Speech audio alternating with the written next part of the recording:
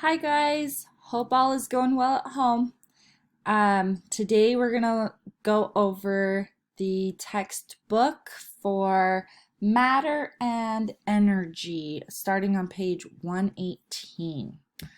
So we'll be looking at pages 118 through 119 today. So the textbook talks about matter and energy in ecosystems.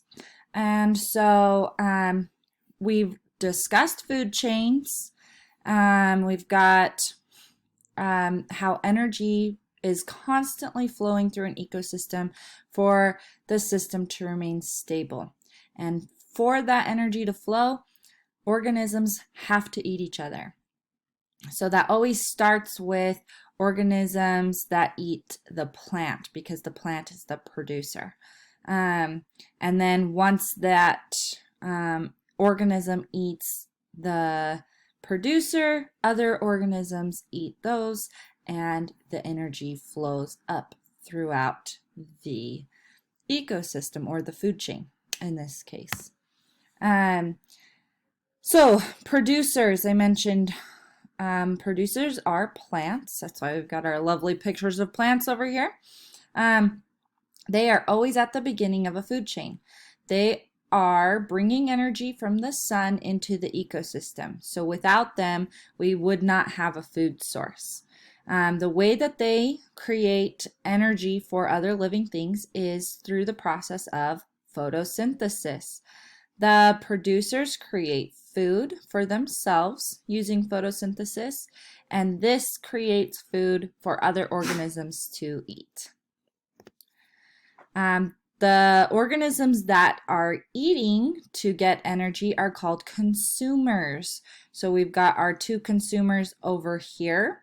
Some consumers, like our panda bear here, are herbivores and they eat only plants to get their energy.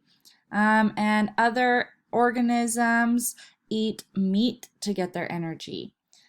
Some organisms eat both and they are called omnivores. Once organisms die or they emit waste, they get decomposed by our decomposers. Here's some examples of decomposers. We have many others. So organisms that obtain nutrients and energy by breaking down dead organisms and animal wastes are decomposers. They release the nutrients back into the soil and into our environment, and that makes these the soil have nutrients so that producers can grow and the food cycle or food web can start all over again. So when we take all of our food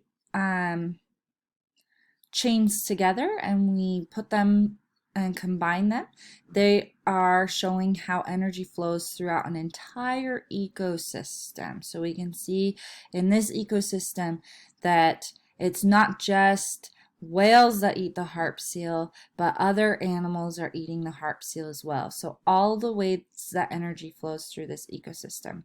And it shows the feeding relationships between many organisms in the ecosystem.